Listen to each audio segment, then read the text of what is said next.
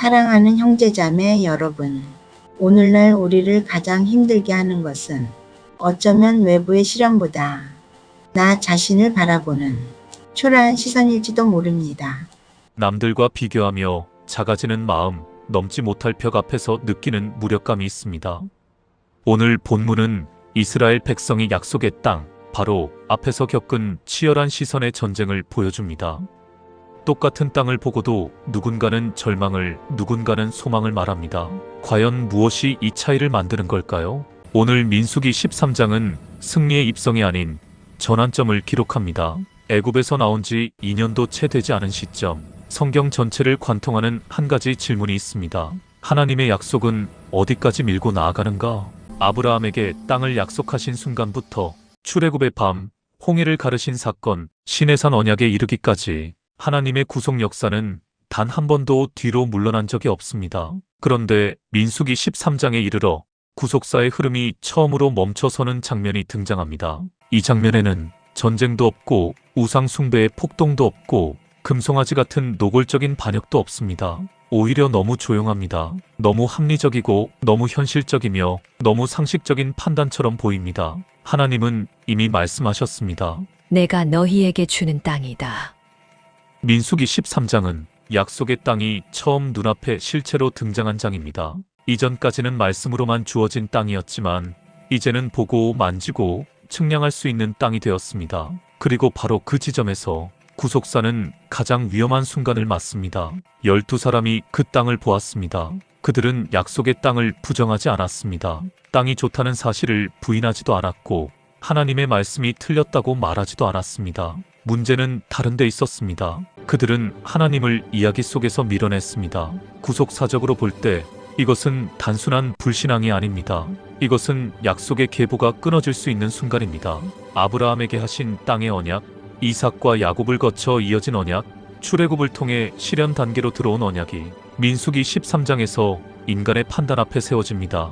이 장면은 마치 이 질문처럼 들립니다. 하나님, 여기까지는 하셨는데 그 다음은 우리가 판단해도 되지 않겠습니까? 성경 전체에서 이것은 결코 가벼운 질문이 아닙니다.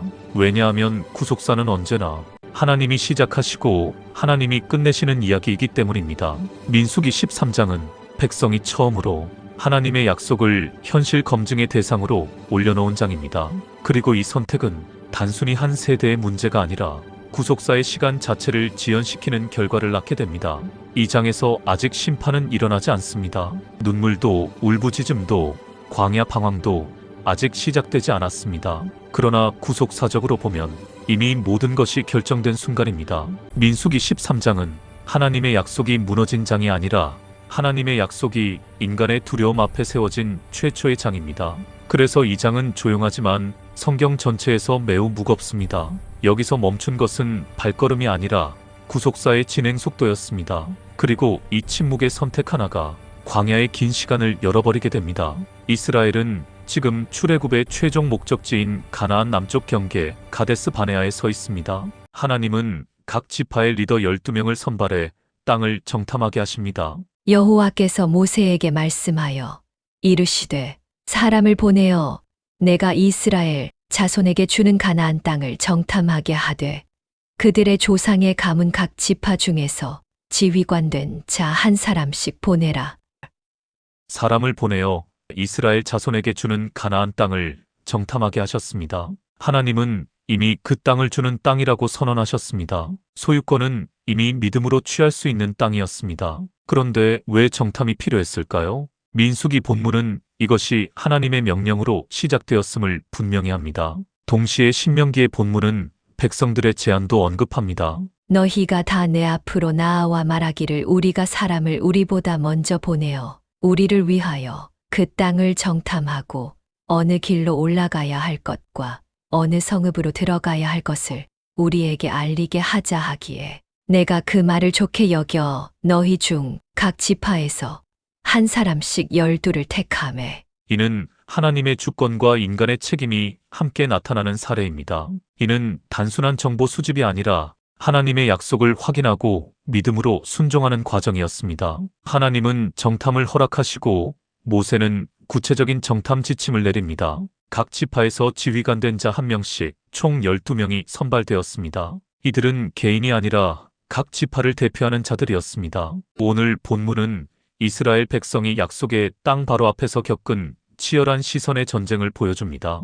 똑같은 땅을 보고도 누군가는 절망을, 누군가는 소망을 말합니다. 과연 무엇이 이 차이를 만드는 걸까요? 오늘 민수기 13장은 승리의 입성이 아닌 전환점을 기록합니다. 12지파의 대표자들은 하나님의 백성 전체를 상징하며 이들의 선택은 공동체 전체의 운명에 영향을 미칩니다. 여기서 주목할 원어 단어가 있습니다. 정탐하다라는 뜻의 히브리어 투르티아는 단순히 정보를 캐내는 것을 넘어 그 땅의 가치를 살피고 즐거움을 찾다라는 의미가 내포되어 있습니다. 하나님은 그들이 그 땅의 풍성함을 보고 기대를 품길 원하셨습니다. 또한 모세는 눈의 아들 호세아를 여호수아 여호와는 구원이시다라고 계명하며 이 전쟁의 주권이 하나님께 있음을 선포하며 그들을 보냅니다. 40일 동안 북쪽 끝까지 정탐합니다. 그들은 에스골 포도송이 골짜기에서 엄청난 포도송이를 가져옵니다. 둘이 막대기에 꿰어 메어야 할 만큼 컸습니다. 또 에스골 골짜기에 이르러 거기서 포도송이가 달린 가지를 베어 둘이 막대기에 꿰어 메고 또 석류와 무화과를 따니라. 이는 젖과 꿀이 흐르는 땅이라는 하나님의 약속이 사실임을 보여주는 가시적 증거였습니다.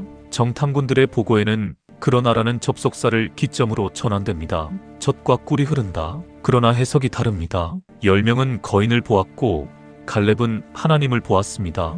10명의 보고는 이러했습니다. 그러나 그 땅 거주민은 강하고 성읍은 견고하고 심이 클 뿐 아니라 거기서 아낙 자손을 보았으며 우리는 능히 올라가서 그 백성을 치지 못하리라. 거기서 네피림 후손인 아낙 자손의 거인들을 보았나니 우리는 스스로 보기에도 메뚜기 같으니 그들이 보기에도 그와 같았을 것이니라.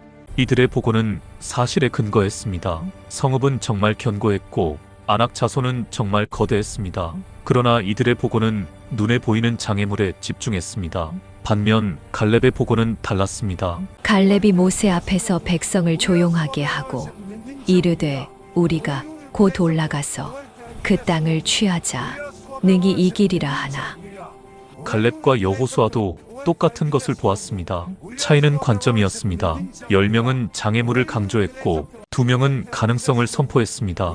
10명은 장애물을 현미경으로 보았고 여호수아와 갈렙은 하나님의 약속을 망원경으로 보았습니다. 이 본문에서 하나님은 선물을 준비하시고 약속을 지키시는 신실한 분으로 계시됩니다.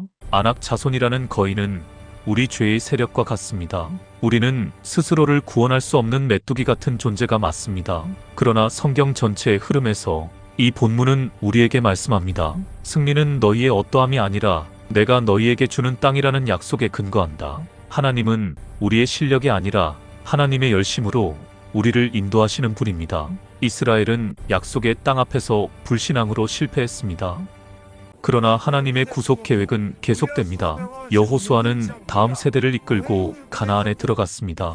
사단은 끊임없이 우리의 시선을 상황의 크기에 고정하게 합니다. 그러나 믿음은 시선을 하나님의 크기로 옮기는 것입니다. 아래를 보면 메뚜기지만 위를 보면 우리는 왕의 자녀입니다. 정탐꾼들이 가져온 포도송이는 막대기에 꿰어매고 올 정도로 컸습니다. 하나님의 축복은 이토록 큽니다. 그런데 10명의 정탐꾼은 그 풍성한 열매를 손에 쥐고서도 거인 때문에 울었습니다. 인간의 힘과 의지로는 결코 약속의 땅 하나님 나라에 들어갈 수 없다는 것입니다.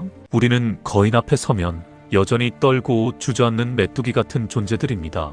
그러나 성경 전체의 흐름 속에서 이 사건은 우리를 예수 그리스도께로 인도합니다. 믿음의 주요 또 온전하게 하시는 이인 예수를 바라보자. 우리의 승리는 우리의 어떠함에 있지 않습니다. 우리를 위해 십자가에서 모든 죄와 사망을 무너뜨리신 예수 그리스도의 신실하심에 있습니다. 여러분, 우리가 어떤 상황에 있든지 두려워하지 마십시오. 거인을 보지 마십시오. 거인 뒤에 계신 온 우주의 주관자 하나님을 보십시오. 우리는 메뚜기가 아닙니다. 하나님의 눈에 우리는 약속의 땅의 주인입니다. 지금 무엇을 보고 계십니까? 나를 작게 만드는 아낙 자손입니까? 아니면 나를 위해 일하시는 하나님입니까? 한없이 나 자신을 아래를 보면 우리는 메뚜기지만 주님을 바라볼 때 우리는 약속의 땅의 주인입니다. 오늘 말씀 속에서 우리에게 주는 의미를 알아야 합니다.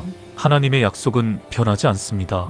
환경은 우리를 흔들지만 하나님의 약속은 바위처럼 견고합니다. 불신앙의 영향력은 공동체를 병들게 합니다. 나의 믿음 없는 고백이 다음 세대의 길을 막을 수 있음을 기억해야 합니다. 믿음은 저절로 생기는 감정이 아니라 하나님을 신뢰하기로 의지적으로 선택하는 것입니다. 기도하겠습니다. 사랑하는 하나님 아버지, 거대한 성벽과 안악 자손 앞에서 스스로를 메뚜기라 여기며 절망했던 정탐꾼들의 모습이 바로 우리의 모습은 아니었는지 회개합니다. 주님, 이제 우리의 눈을 들어 눈앞의 거인이 아니라 거인 뒤에 계신 하나님을 보게 하옵소서.